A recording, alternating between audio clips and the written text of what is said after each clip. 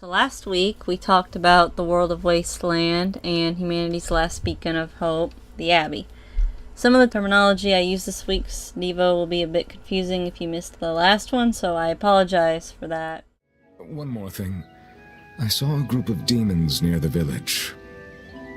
If you're attacked, run away. Am I clear? No way! I can handle a bunch of... Demons can only be challenged by those with the talent for exorcism. That's the cold logic of the world, and no emotions can change it. Do you think I could become an exorcist?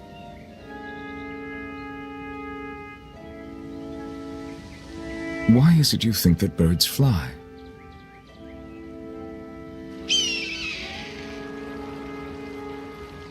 Why? Well, without flying, they couldn't find food. It takes a particular innate talent to be an exorcist. Unfortunately, very few humans have it within themselves. Today, I pose one question. Why do birds fly? It's a rather simple question, but there is a reason for me asking it. I'll keep you in suspense for now, and we'll come back to it in a little bit. Instead of focusing on the Abbey and humanity's hope, let's discuss the opposite today. Introducing the main protagonist, Velvet Crow, the Lord of Calamity. I may have forgotten to mention last time that in this game you technically play the bad guys. Oops. Although it's kind of interesting that Velvet is the epitome of evil in this world, according to everybody, what really makes her a great character is how she becomes the monster that the rest of the world views her as. Velvet was an ordinary villager when she was little, and at some point when she was young, her parents had both died. We never really learn how or why they died. We only know that her older sister Celica shoulders the responsibility of raising both Velvet and her younger brother Laphicet. But everything changed. The Scarlet Night brought demons into the world. Velvet was always a selfish girl, but she was even worse after the demon epidemic. She often blamed Laphicet for being a useless burden since he was a toddler, and the only family she had left during such an awful time was Celica. But most of Celica's time was spent taking care of Laphicet and not playing with her. Because not only that, but Laphicet was also a very sick little child. But we'll talk about him some other day. Something else about Velvet is that one of her favorite foods are apples. She loves how sweet they are, and she loves how versatile they are in recipes. And she's an excellent chef. This may seem like it doesn't matter, but it's actually surprisingly important. Eventually, Velvet's small family increased by one. Celica found a man wounded in the forest who had just been in a fight with some demons. She nurses him back to health, and he joins their family and serves as sort of an older brother to Velvet. His name is Arthur, and he ends up marrying Celica. Arthur and Celica are about to have a child when more tragedy strikes. A demon attack led to Celica and her unborn child dying. Arthur, Velvet, and Laphicet, who's now a bit older, now have to deal with even more grief.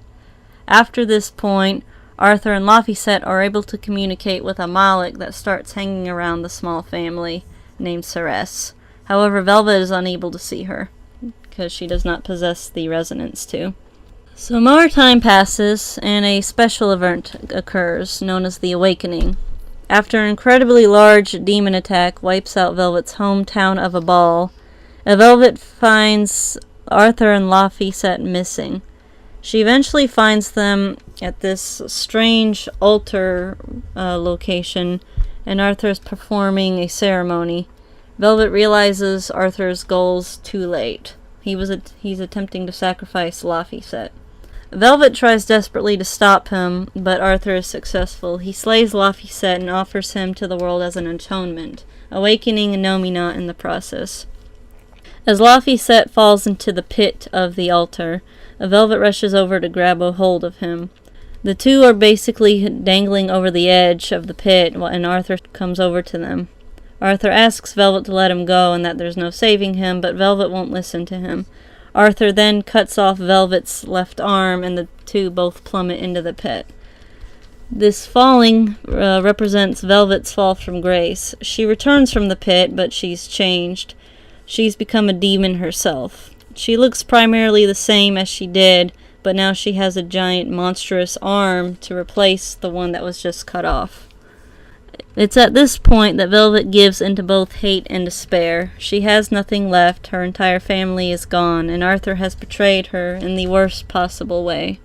But it's not quite over yet. After slaying the rest of the village by accident, Velvet confronts Arthur, who now proclaims himself as Artorius Colbrand, the exorcist who will save the world, and Velvet is thoroughly defeated. Artorius locks her away in a high-security prison, and she is kept as a beast that eats other demons or people sent to the prison. So what has become different about Velvet? Well, she no longer cares about anything except getting revenge on Artorius. She is able to eat other demons and feeds off of their power, becoming stronger as she gives into further despair. She only needs to feast on demons, and she does not need regular food, and it means nothing to her. She's constantly hungry, and nothing satisfies her, and even worse, she can no longer taste anything. The things that she used to love and cherish as a human mean nothing to her now. She no longer even views herself as a human. She has literally become the monster that everyone else sees her as. But this is just the start of the game. Velvet grows tremendously as a person as the game progresses. She learns to care for others again, and is even able to demonstrate motherly behavior towards other party members, particularly thanks to a certain Moloch that will join the party. One thing that didn't change about Velvet is that she's a very emotional person. The only thing she has left as a demon is her emotions, particularly the ones of despair and hatred. But remember what we talked about last week. Humans become demons when they emit enough malevolence or negative spiritual energy. When she gave into her despair and lived for her revenge, she turned into a demon. Artorius' master plan is to rid the world of emotions and free will to stop the demon menace. But let's take a closer look at him, seeing as how we need to know a bit about him before we fully understand Velvet. Artorius Colbrand was born with high resonance. He always knew of the existence of Molochs. At some point, he met a man by the name of Melchior, and he taught Artorius about the 5 Empyreans. Also remember last time that we talked about how the 4 Empyreans created the world of Wasteland, and technically there are 5, but the 5th one, Innominat, was sealed away by the other 4 because he had betrayed them. Anyway, Melchior indoctrinates Artorius into believing that awakening Innominat will save the world.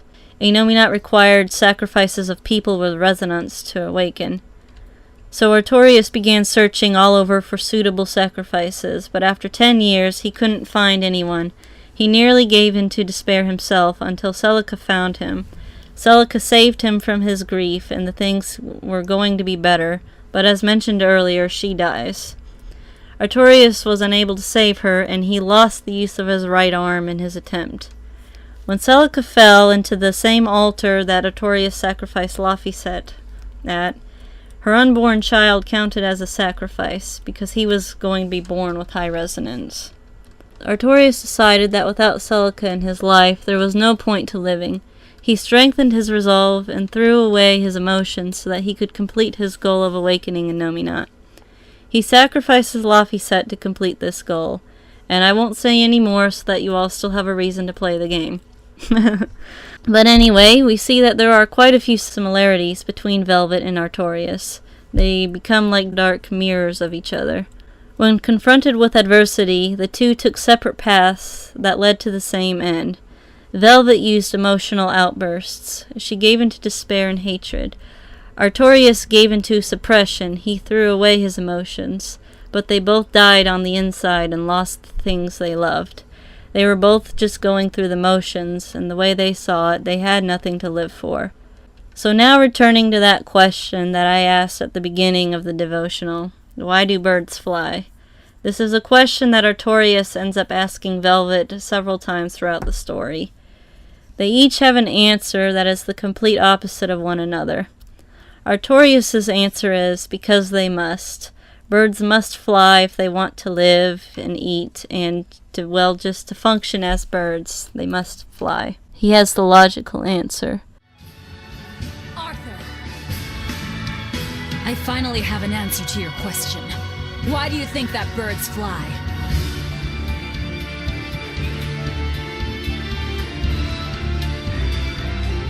Birds fly because they want to fly. They don't need a reason, even if their wings may snap and doom them to die. They don't fly for anyone's benefit. They don't fly because they were ordered to. Birds fly because they want to fly, and for no other reason! So that's your answer. Yes, because that's who I am! Velvet's answer is because they can. Hers is the emotional response. And the message that I would like everyone to take away from this is not to give into despair. I don't want to spoil the very ending of the game for you, but suffice to say that the concept of despair is very important to both Velvet and Artorias. But likewise, it's also very important for us. Despair is the opposite of hope. For those who follow Christ, He is our hope. There is nothing that we can do to save the world or even ourselves. By ourselves we can do very little. But as Philippians 4:13 says, "For I can do everything through Christ who gives me strength." Jesus is our hope and our salvation. He doesn't want us to despair or to worry. If we believe in Him, then we have no reason to despair. After all, our sufferings on this earth are but light and temporary. This topic is discussed in great detail in the entirety of 2 Corinthians chapter 4. The concepts of hope and belief are super important for both Christians and non-Christians alike. No matter who you are, you believe in something. Even if it's just the laws of physics, you still put your trust in it. Psalms 43:4 gives us a great way of looking at things when we begin to grow depressed. Why am I discouraged? Why is my heart so sad? I will put my hope in God. I will praise Him again, my Savior and my God. Yes, we may be sad at times, and things may be attacking us from every corner, but we just have to remember who our hope is in. Jesus will reign for eternity, and He has everything planned out perfectly. And with that, I go into this week's World Quest. I want you to challenge yourself. I want you to truly ask yourself why you believe in Jesus. If you have hope in Him, then why?